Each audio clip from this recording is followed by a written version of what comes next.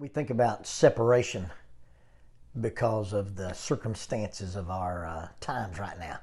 I've had a lot of people jokingly or even in distress talk about virtual church.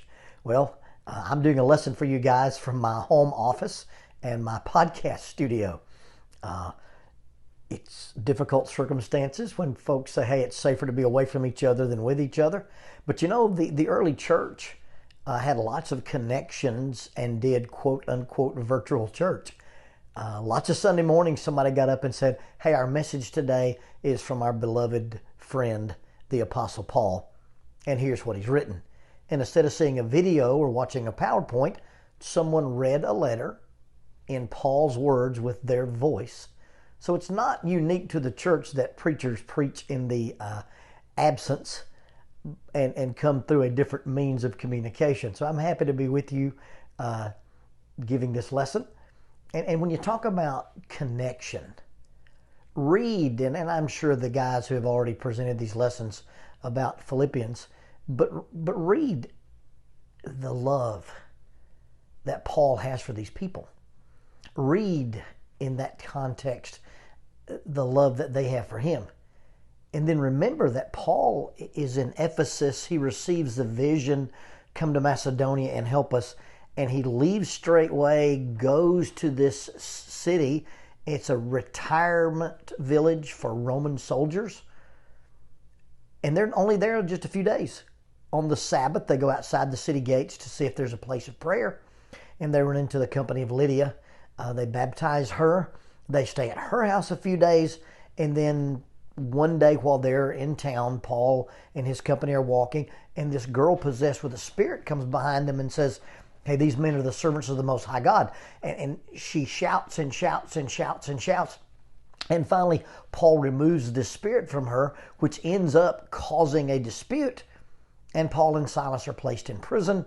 There's the famous conversion of the Philippian jailer.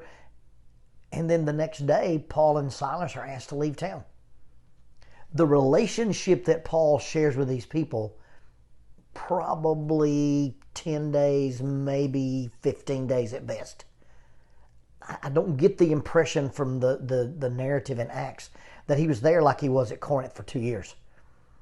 Paul has not known these people very long, and yet he develops an earnest relationship with them, so much so that when he ends up in prison, they put together a gift, a relief package, and send it to him. So with that context in the background, the love that Paul has for these people and the love that these people have for Paul, he concludes his letter, and really what he's talking about is, hey, you guys don't worry. And if you're going to focus your mind on something, focus your mind on positive things. If you read the little book, Be Joyful, It Beats Being Happy, it basically outlines the letter to the Philippians. The book, Be Joyful, It Beats Being Happy, says there are 4 things that rob us of our happiness: circumstances, people, things, and worry. And then if you look at the outline of the book of Philippians, Paul talks about his circumstances, chapter 1, and no matter what circumstance I am, I expect that I will glorify God whether I'm alive or whether I'm dead. And then he talks about the getting along with people. And he says, hey, don't do anything out of selfish ambition. Don't do anything out of vain conceit, but in lowliness of mind, consider each other's better than yourself. And then he talks about things.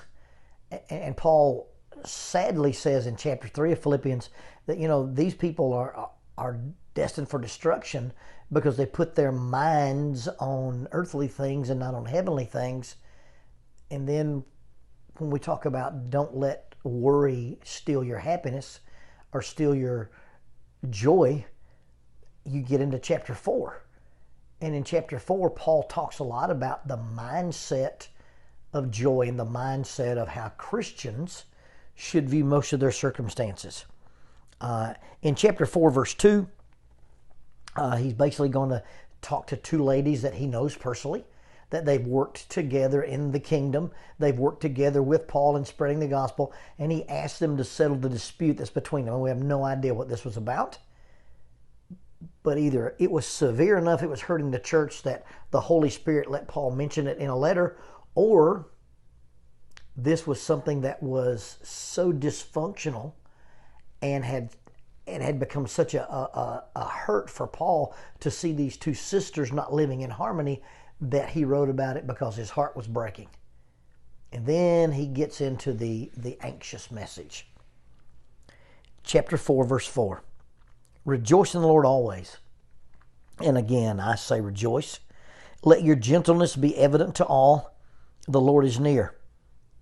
Do not be anxious for anything, but in everything by prayer and petition with thanksgiving, present your request to God, and the peace of God, which passes all understanding, will guard your hearts and your minds in Christ Jesus.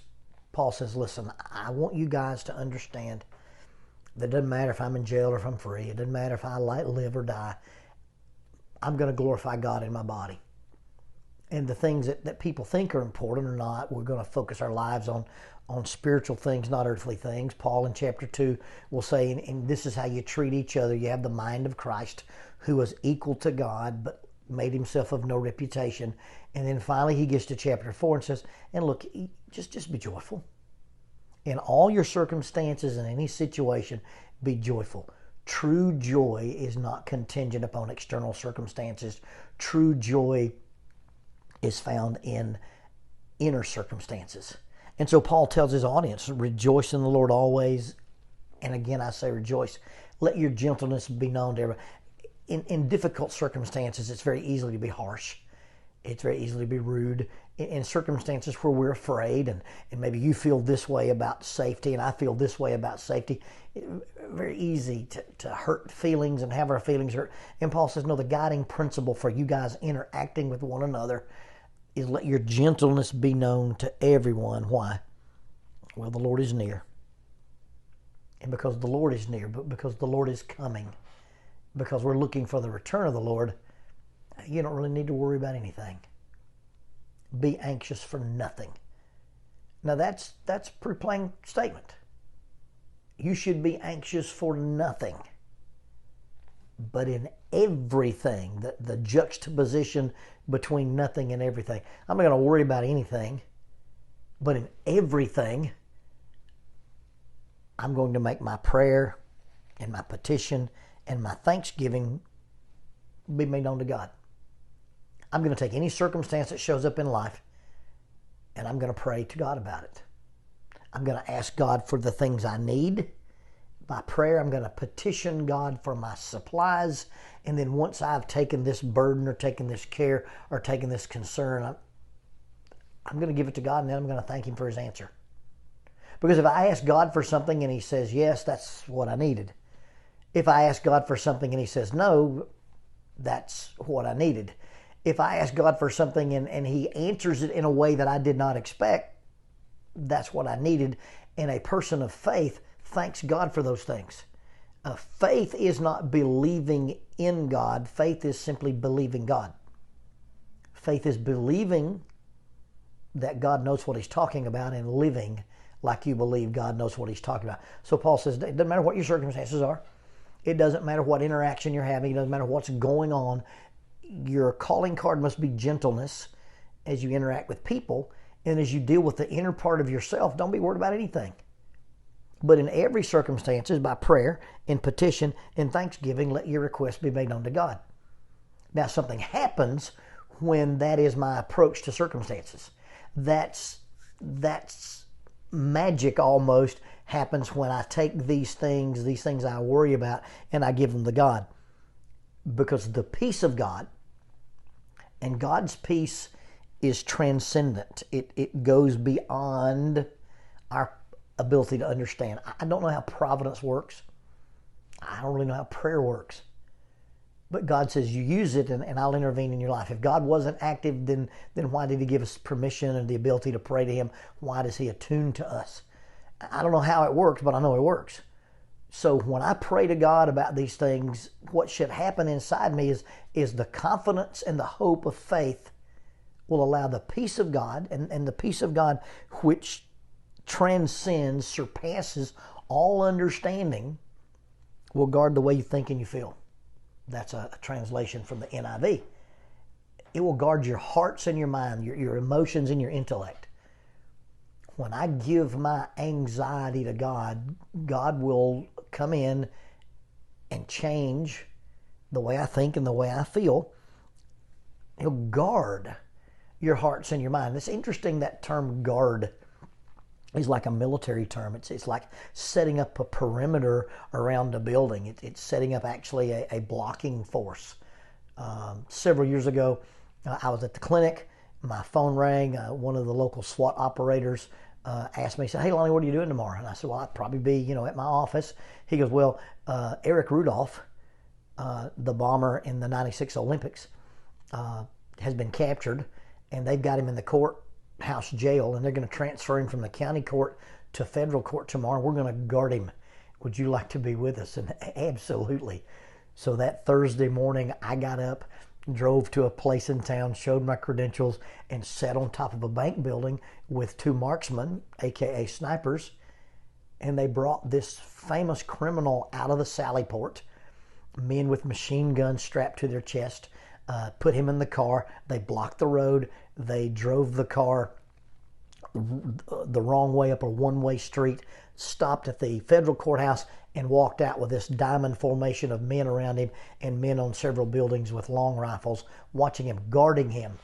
And had someone tried to let this man escape, that force there was guarding, so that would happen. Or if someone had tried to come and assassinate him, someone tried to hurt him, he was protected.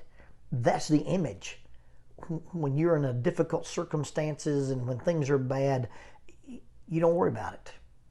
You give it to God, you pray about it, you ask God for the things that you need, and you thank God for answering your prayer. And then God's peace that transcends all understanding puts these layers of protection, street level, up on the buildings, all around you. You're surrounded and you're guarded by the peace of God. Now, it's interesting that if I'm not going to occupy this cognitive space with worry, I can't just leave it empty. I can't just leave it as a vacuum.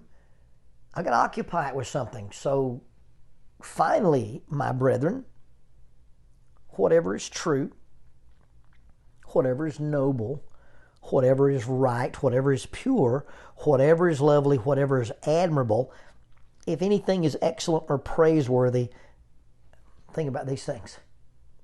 Paul says, you want to occupy your mind.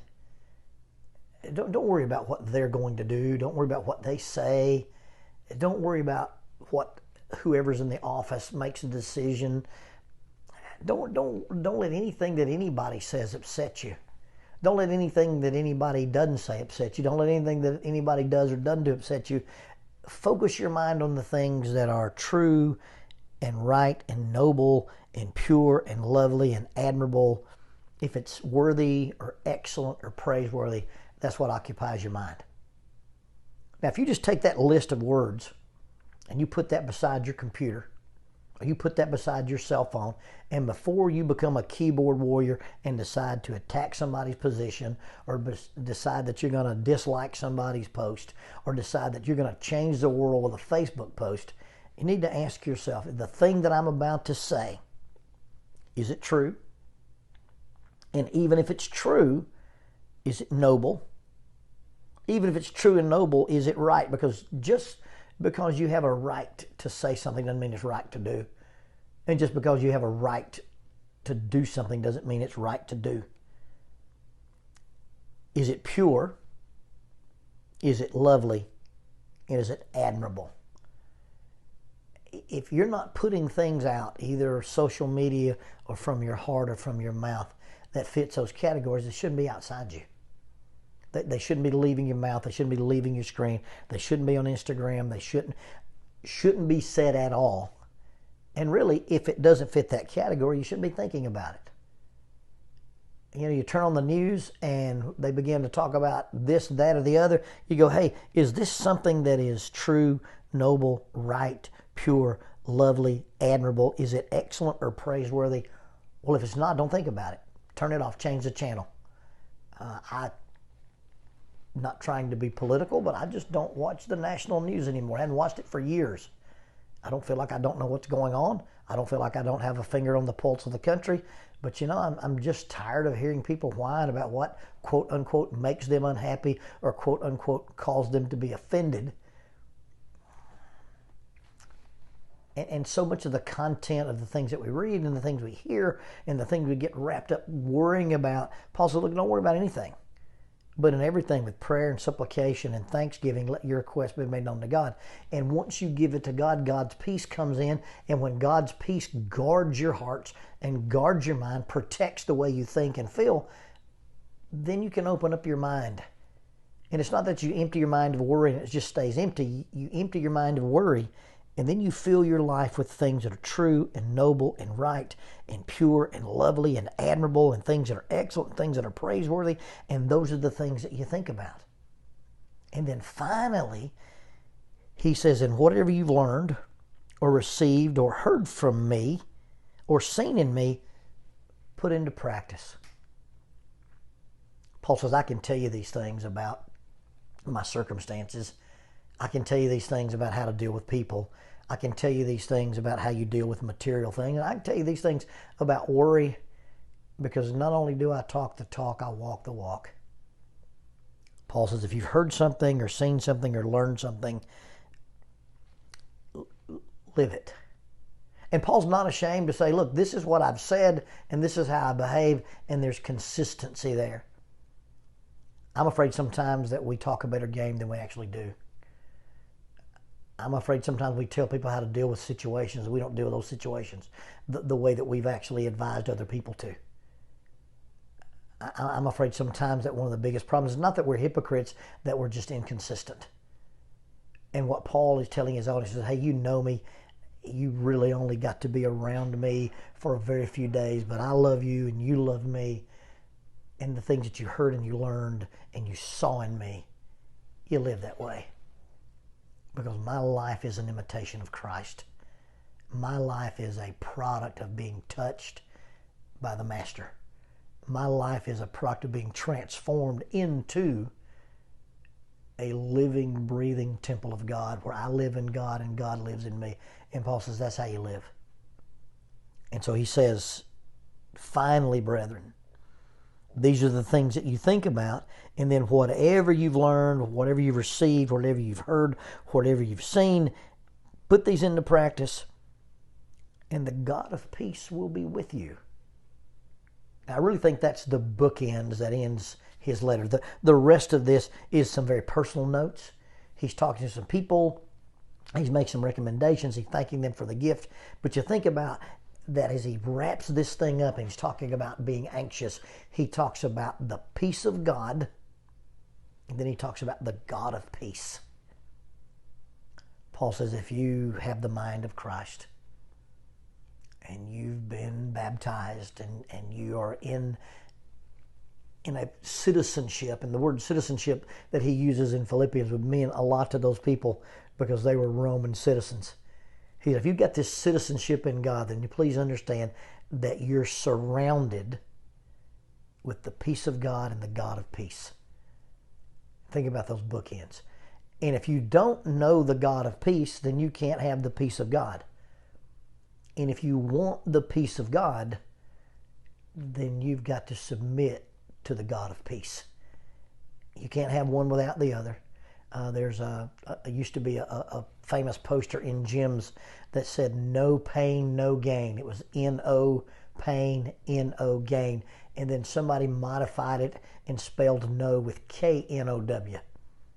If you know pain, you'll know gain. If you train hard enough till it hurts, you know the pain, you know the gain. Well, the same thing is true about Jesus. No Jesus, no peace. If there is no Jesus in your life, N-O, Jesus, then there's N-O, peace. But if you know Jesus, K-N-O-W, then you know peace, K-N-O-W, and the peace of God and the God of peace surrounds, protects, and dwells in you. And that's the last message. That's the last chapter in Paul's letter to the people at Philippi that he loved dearly and that dearly loved him. Don't be anxious. Rejoice always. When you get these anxieties out of you, Fill your minds with these things, and then your life, your heart, the way you feel, and your mind, the way you think, will be controlled by two things: the peace of God and the God of peace. May God's peace be with you.